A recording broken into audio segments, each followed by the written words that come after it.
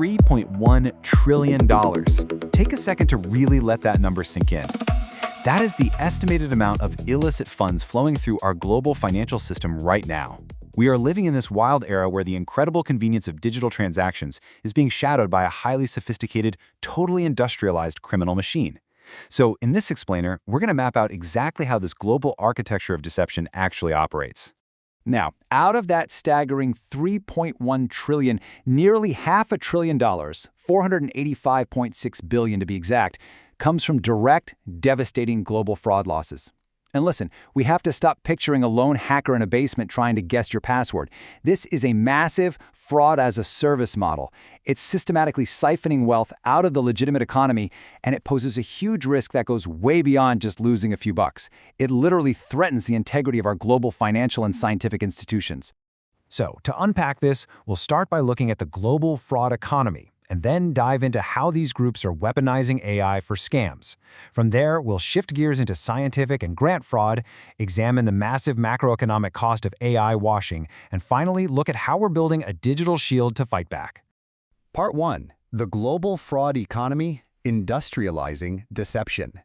Okay, so the very first thing we need to understand is that financial fraud is absolutely no longer a cottage industry. A huge portion of it is happening in extrajudicial scam compounds, which are often set up in semi-autonomous zones across Southeast Asia. These are literal fraud factories.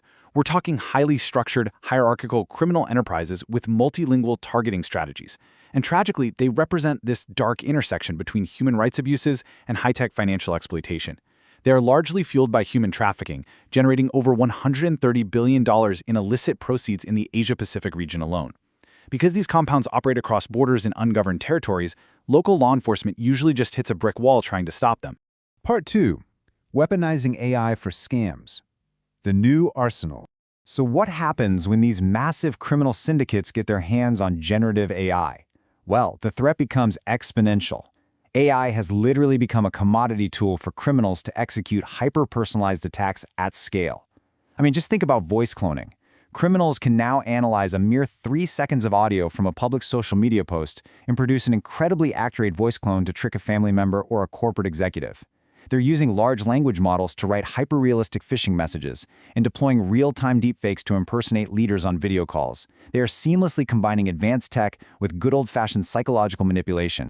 Have you heard of the pig butchering scam? It's a multi-billion-dollar investment fraud that perfectly showcases this new high-tech social engineering. Fraudsters usually start with something completely innocent, like a fake wrong number text. Over weeks, sometimes months, they use AI-generated personas to emotionally groom their victims. They build real intimacy and show off this fake financial success. Then comes the hook, a small, highly profitable investment on a fabricated platform. And finally, the slaughter. They artificially induce panic, pressuring the victim to drop their entire life savings on a fake, time-sensitive market move. Then, they freeze the account and completely disappear. Now you might be thinking, I would never fall for that. But it's incredible to see highly educated, tech-savvy professionals in places like San Francisco or Bengaluru losing millions to this. It's actually known as the Silicon Valley paradox. These scams rely on extreme psychological pressure.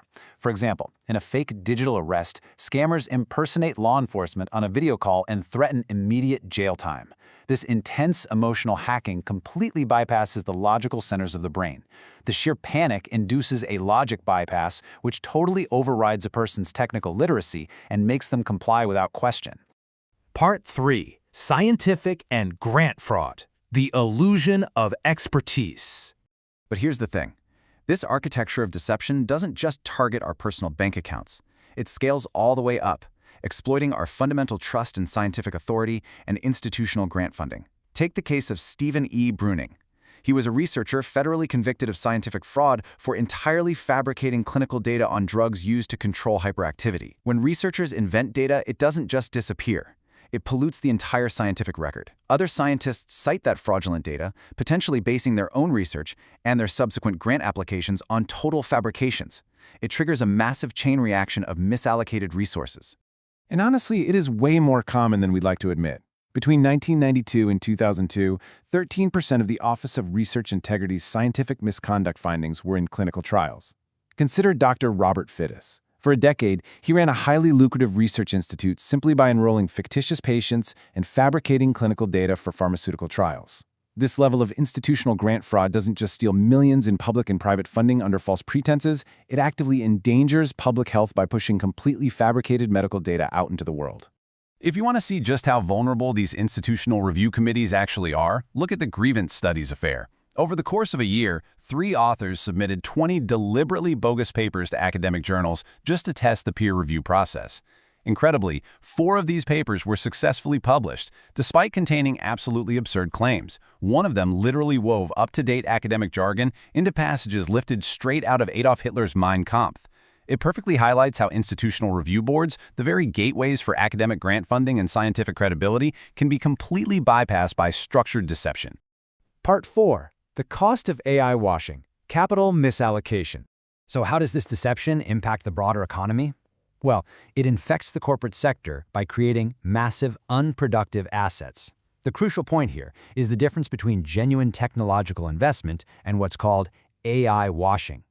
Companies engage in AI talk, meaning they fabricate or heavily exaggerate their AI capabilities just to attract investments, pump up short-term stock prices, or grab corporate grants.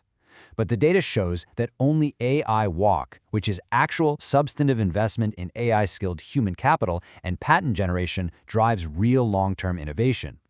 AI washing severely misallocates capital away from genuine, productive technological development. Because this capital misallocation is so economically damaging, regulators are absolutely cracking down on it right now. The FTC went after Do Not Pay for marketing a totally fake robot lawyer. The SEC and DOJ prosecuted the founder of Nate Inc., who raised $42 million claiming to have a fully automated AI shopping app. In reality, the transactions were being manually processed by human workers overseas. Or look at Presto Automation, penalized for hiding that their supposedly automated AI drive-thrus relied heavily on overseas human intervention. It's the illusion of technology being used as a financial snare. And this drain on our macroeconomic health extends to human capital too. $21 billion. That is the estimated value of the global shadow economy of academic credential fraud and diploma mills right now. And yeah, generative AI is supercharging this space as well. Fraudsters are using AI to mass-produce fake synthetic identities that easily bypass standard verification filters. Just recently, authorities in Bangalore uncovered a 643-person scholarship forgery ring that fraudulently claimed 13.5 million rupees in minority education grants. This mass production of fake identities steals critical scholarship funds, drains HR resources, and drives severe credential inflation in the labor market. It artificially raises the bar for honest, capable people just trying to get a job. Part 5. Building a Digital Shield, the Counter-Offensive. Okay, take a deep breath. With the sheer scale of this threat, from scam compounds to corporate AI washing, how on earth are financial systems fighting back? Well, institutions are shifting away from just reacting to complaints. They're moving toward proactive AI prevention to build a digital shield. They're using behavioral biometrics, which means analyzing exactly how you type or checking if your specific device is physically bound to your account. So even if a scammer uses a flawless deepfake of a CEO, their underlying digital habits will immediately expose them. Tools like MuleHunter.ai scan millions of data points to freeze money laundering accounts, and authorities are now using real-time lien marking during the critical golden hour after a fraud occurs, freezing stolen funds before they can ever be moved overseas. The technology of deception is advancing at lightning speed. It's creating a borderless threat to individuals, to scientific institutions, and to our entire global economy. While AI provides the tools to build a digital shield, defeating this $3.1 trillion shadow economy requires an unprecedented, unified global mandate. So, I'll leave you with this. The question isn't just whether our technology is smart enough anymore. The real question is, can our cross-border collaboration and institutional resilience truly outpace the industrialized architecture of deception? The scientific method demands objective proof and reproducible results. Yet the mechanism publishing this research relies heavily on an unverified honor system. When authors intentionally exploit that assumption of honesty, the standard verification filters designed to catch errors consistently fail to spot deliberate deceit. We see this vulnerability clearly in the humanities, where the grievance studies hoaxes exposed how easily fabricated papers pass through academic review simply by adopting the correct ideological jargon. This structural weakness extends far beyond the humanities. In the hard sciences, investigators have uncovered massive data fabrication within modern randomized clinical trials. No discipline is immune. Scientific fraud reflects systemic institutional vulnerabilities rather than the isolated actions of a single bad actor. Protecting the scientific record requires shifting from passive peer review to active central statistical monitoring, alongside aggressive protocols for purging fraudulent citations. The scientific method's reliance on good faith is its greatest blind spot. Defending it now requires a purely forensic approach to data. To understand how fabrication slips through, we trace the scientific workflow. Information moves from data collection to institutional review, peer review, and publication. The critical failure point is peer review. It evaluates logic and methodology, but lacks mechanisms to verify the underlying data. The grievance studies affair operated as a deliberate stress test of this specific node. Researchers submitted intentionally bogus papers utilizing the correct theoretical frameworks. Because the arguments sounded structurally sound, the reviewers assumed the underlying research was authentic. The scale of the blind spot is measurable.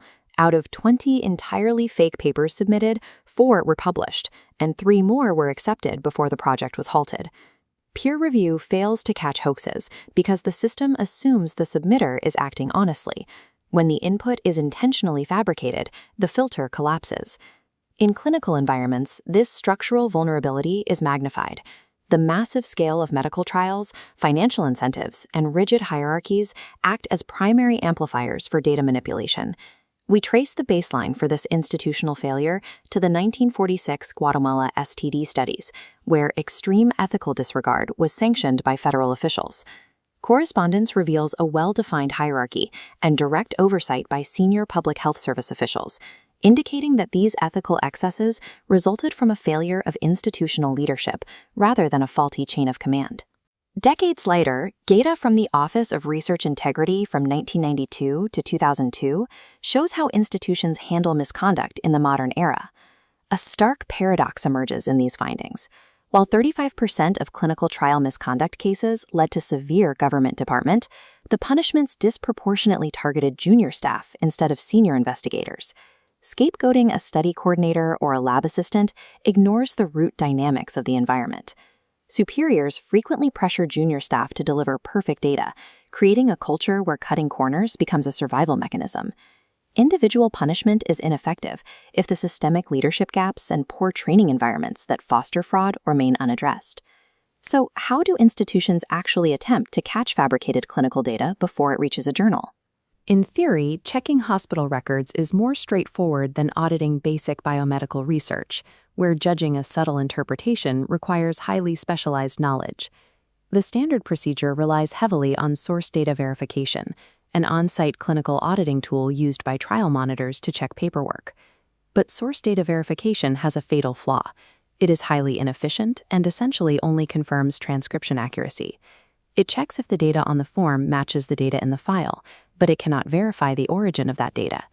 In the notorious cases of researchers John Sudbo and Yoshitaka Fuji, standard on-site monitoring completely missed hundreds of fictitious patients and deeply manipulated lab records across hundreds of fabricated papers.